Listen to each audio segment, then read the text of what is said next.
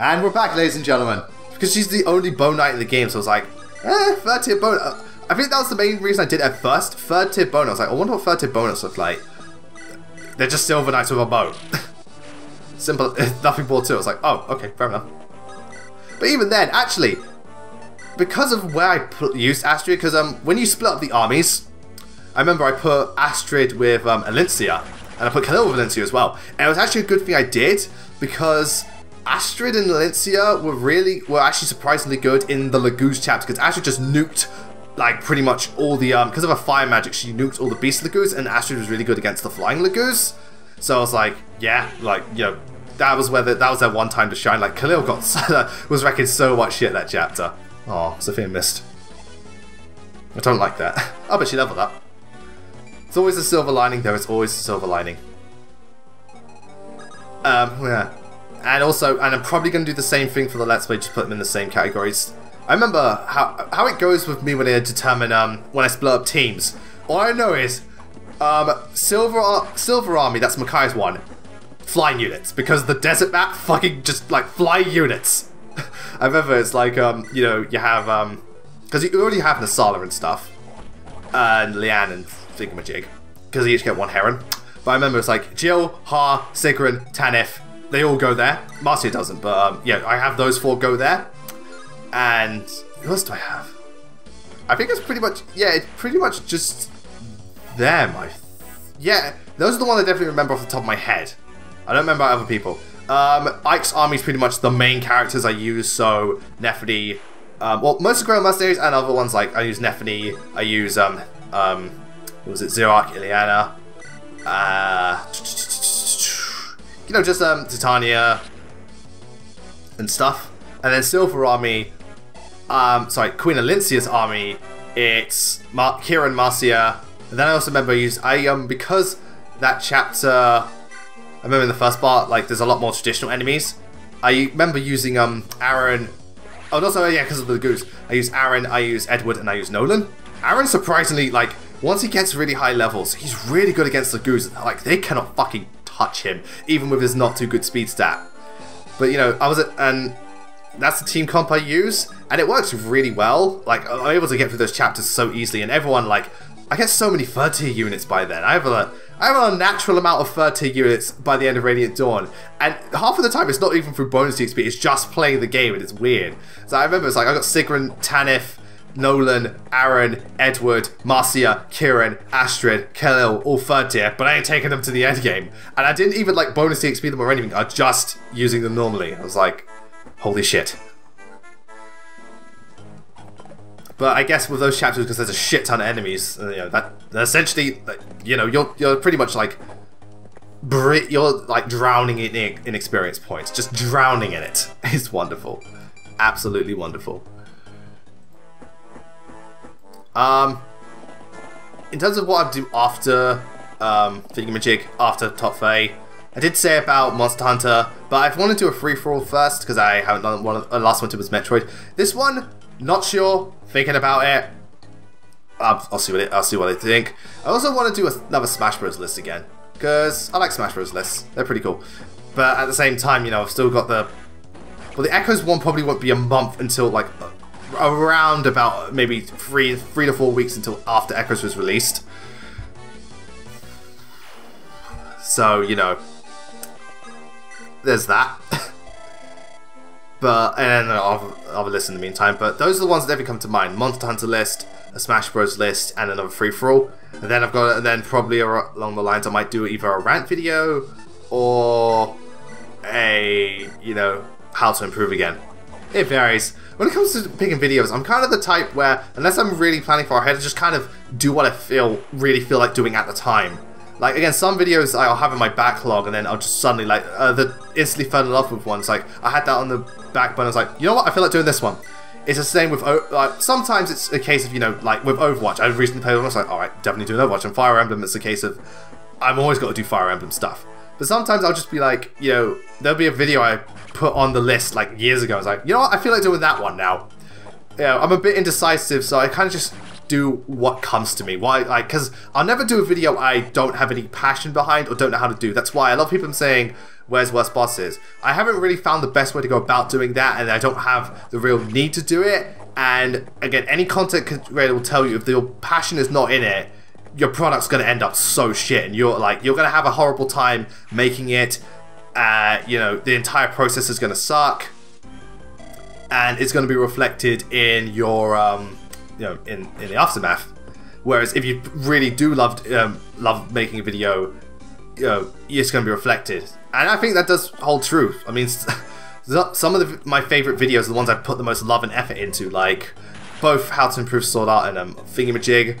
The first episode, Free For All, I really liked. The first collab I never really liked. The Free For All with He-Man. What else was a really good one? Like Top 10 Anime 2016 I really liked. I really liked Best and Worst Fire Emblem chapters. Even though it's old, I still think those ones are pretty good. Obviously, Top 10 Fire Emblem classes, my first one. Had a lot of passion behind that. Smash DLC I love doing. That one was a lot of fun.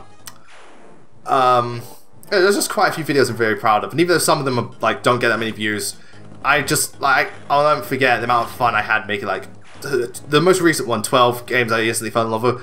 I had so much fun doing that. You know, when you really have fun making a video, it usually shows in the quality of the production. So, you know, that's why I'll never do a video where it's like, yeah, I just don't feel like doing it. Otherwise, you know, everyone's going to end up worse for wear, so there really is no point. So I know some people have really wanted certain lists, but until I find the right time or like feel the need to do it, you know, I won't do it. I will never force myself to make a video.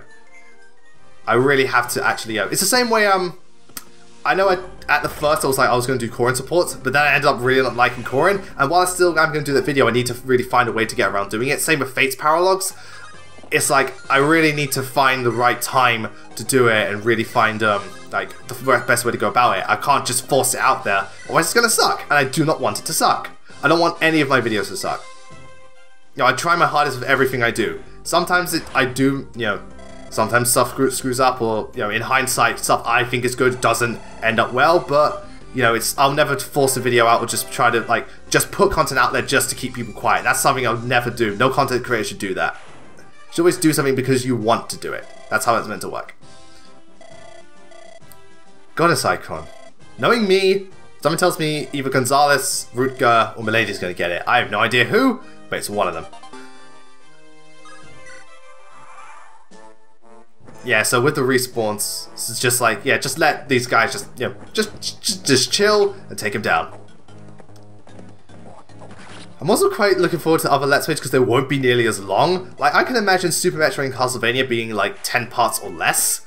It's just games like this is where it starts to be long. Like, we're already in the 40s. I reckon the whole thing's going to be between 50 to 60 parts. Granted, sometimes it's a case of splitting up videos, but I reckon the whole thing will be within 50 to 60 parts. If it's more than 60, then what the hell am I doing? But, you know, gotta show off all those roots. You had no chance of winning against me. You do literally nothing.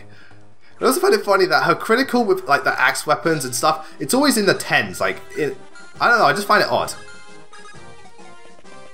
Why do I not cut away? Oh yeah, I think, wait, do I give, I think I might give... Yeah, I used the energy ring. She needed that energy ring because, you know, she had her strength was worse than Wendy's. And Wendy got fucking screwed with strength. I wonder what this... I can't remember what this thing is. Yeah, you get some pretty nice stuff in these houses. I'm always happy to get upgrade items, which is why I'm really looking forward to Chapter 21, because there's another secret shop, and right before the chapter, all the stuff I didn't need, I just sold it. I was like, okay, I don't need that. Okay, so Sophia gets a luck boost. So I sold it all, and I can't remember how much money I have, but I know I've got enough to buy at least like 4 or maybe 5 items. And then I was like, okay, I'm going to go to the secret shop and buy every upgrade, the items that everyone needs upgraded. So I reckon, like, alright, I'm gonna get Gonzalez, eat this fucking skill book. Wendy, eat the damn energy ring. Sophia, something. Yeah, the units that are really needing it. I know Wendy, like, needs strength. Gonzalez, for the love of God, he needs skill. skill unlock, one of the two. I can't remember. No, I think Sophia. I remember she was RNG blessed. So I don't think she particularly needs anything in particular. Actually, you know, I want because I can't remember if they do. Actually, oh yeah, just continue with the supports and stuff. I'm pretty sure they had like boots or like body rings there, so maybe increase Sophia's constitution. Or I don't know if it's worth giving boots to anyone because no one else really needs it. Unless I want to give boots to Milady, she's got 10 movement. Jesus Christ! And no, I'm not giving wet boots to Wendy again. She doesn't need 9 movement. That's ridiculous. That is what I like to call overkill. But, you know, at the time, who knows, maybe during the chapter, you know, before I go shopping, some units could get some really, really, really, really nice level ups, and they'll be like, you know what, you don't really need an upgrade item, so we'll have to wait and see. Only time will tell at this point, only time will tell. But I really do love the support of these two. You know, you can really tell, like, you know, because of their connection to, like, it's through Guinevere that these two are so strong together. Bless her soul. And it's like, you got the giant Wyvern lady, and, you know, just, what's his face? The very humble and also lovely priestess. Cleric, yeah. Yeah, Sophia's turn to tank. Not often you see her tank, but what are you going to do? Though to be fair, I think, again, fast enough to double, 80 hit, in a house. She's got this. Oh wait, shit. I started believing her. No, alright, no, you don't have this. Remember, not allowed to believe in her, otherwise it's all going to go backwards, otherwise everything's just going to get, you know, you're going to shoot yourself in the foot. Did I get hit? Yeah, just stick with the flukes. Don't really need enough for us. It's not worth wasting because I can just kill these guys. And even then, if one gets it... Oh, look at that critical! 2% crit! More like 200% crit! I always love it when such a low level of crit, but I'm going to crit anyway.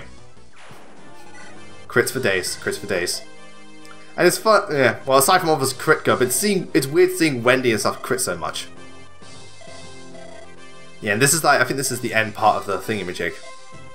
It's actually quite, it's quite interesting to see how this support turns out, because essentially it's, Clarine's trying to like she does understand that she's kind of being a bit of a bitch, and, you know, she's trying to improve her attitude, but it's odd that Ruka just turns around and says, don't try to be something you ain't, you know, it doesn't suit you. Which is interesting, because, you know, most supporters will be like, it's great to see you grow, and Ruka's like, don't. Which is, you know, he acknowledges, like, you know, your flaws are what make you who you are. You know, that's just you. But I think it's interesting, because I think with people as well, sometimes, to an extent, sometimes flaws are what make people who they are. Whether they, some flaws are, like, if it's severe, then obviously work to change it. But some flaws are just like, that's who you are as a person and what makes you unique. Very much, Clarine is very much the same way. But I also like how she was more than willing to change how she is to, you know, try and become a better person. I really like that. Again with the criticals, Jesus! She loves these fucking axes. Like, she loves them more than she loves her lances. Jeez, Wendy. What is up with you? But I think that's pretty cool because, you know, I know a lot of people are like, I know a lot, just when it comes to, like, people's, like, people are always trying to change themselves, trying to get rid of their flaws, but sometimes the flaws you have are what makes you kind of endearing to an extent. I mean, it depends on the person. Like, I know with me, one of the biggest flaws I've received from family members is, when it comes to my humor, I can either be hilarious or the most cringeworthy person ever, but that's just kind of, but it makes me who I am. That's kind of what they like about me. Like, when I do make a good joke, I hit it out the park, but every other time, you just want to bury your head in the sand. It's like, Lewis, shut the fuck up. And again, it's like that with other people. Yeah, you may have some stuff that is kind of annoying, but it makes you who you are. The only time you should work on your flaws is when it's either really, you know, affecting your relationships with people, or it turns you into just downright unlikable. Then you work on it. Or, you know, or dangerous even. This support, yeah, also start a support chain with Lance and Clarine. This one is interesting, because it really plays up, you know, Clarine's very posh, noble, you know, attitude and stuff like that. But it's, what I like is that Lance is so willing to go along with it. Like, she's like goading him on and everything and very full of herself. Even the way she compliments him is still kind of condescending. Like, they just here, but he's like, just like, yeah, straight up, like, yeah, he is like practically licking her feet, but you can tell she's loving every second of it, and I think it's pretty hilarious, all things considered. It's like, it's just like, she's playing up how she's going full Clarine, and it's kind of wonderful. It is kind of wonderful. Oh, fucking 26. Should not got hit by that, but what are you gonna do? Again, I don't think I'm ever gonna get angry at this game again after the shit it's put me through. Until the one time I get hit by the 0%, and then I just fuck it and smash the computer. It's like, no, I give up. Fuck this game. There's only so much bullshit I can take. I think this is the last enemy, or one of the last enemies. But yeah, as you can see, compared to Ilia, you just fight a shit ton more people into Chaos, so that's why another reason everyone's levels were more balanced. Everyone else got a better workout, whereas in Ilia, it was just, you know, Shana and Thea getting... not Thea, I didn't even use Thea. It's just Shana and Milady getting a massive workout. Like, they're really good, but everyone else is lower behind, whereas, you know, here, everyone's just overall balanced. But anyway, end of the chapter, so yeah, Nimi comes to join us. Because, you know, she wants to be part of the team. We already had it before, so obviously I'm not going to talk about her again, but it's just very much a case of, you know, she just here, it's like, we're going to talk about the dragons again, so on, so forth. Nothing we haven't heard before, but showing it off because why not? So yeah. So yeah, I was right. So you find out more about Sophia here first, but yeah, that's just how it is. Again, it's kind of difficult to keep commentating when it's stuff you've literally, it's shit you've seen before. Like, I don't know if I have to do this again with any other Fire Emblem game because there's no like split pathways like this. Like, not even with Sacred Stones. Yeah, it's split, but it's different stuff because you focus on one specific character. Speaking of which, oh god, that's going to be interesting. When I Let's Play Sacred Stones, which path am I going to choose as the canon one when I join back? Oh god, I do not know. Because I know you do get like some, like, I know in Blur's Block Relevance I can show off both, but it's just a case of, again, I reckon I'm going to go with the whole, you know, depends on the unit's levels and stuff. Though, I have a feeling because, I don't know, I get the feeling, knowing me, I'd probably make Erica's route the canon one that we go with, but it all depends. Anything can happen. Because, you know, I know you do get some stuff earlier than normal, but in terms of story I can show it both, but I don't know. I really do not know, because, you know, Radiant Dawn doesn't have anything like that, neither does Path of Radiance, neither does Awakening, and neither does Fates. Well, Fates is 3 separate games, but there's no, like, split pathway. It's not like you go through Conquest and then there's a split. Yeah, there's a branch of Fate, and then there's another branch of Fate. To be fair, I thought that would have been interesting if you had more choices. Like, do we kill Scarlet or do we not kill Scarlet? Everyone, I think everyone and their mum would have gone with no, because everyone loves Scarlet. I love Scarlet, man. Most underused character in the entire, like, god, she was so underused. But anyway, thank you all once again for joining me and sticking through this. When we come back, we're going to go to the next chapter in Ilia. Honestly, the best chapter Ilia has to offer, and it's deceptively difficult. But until then, thank you all very much for joining me. We'll see you all later. Bye-bye.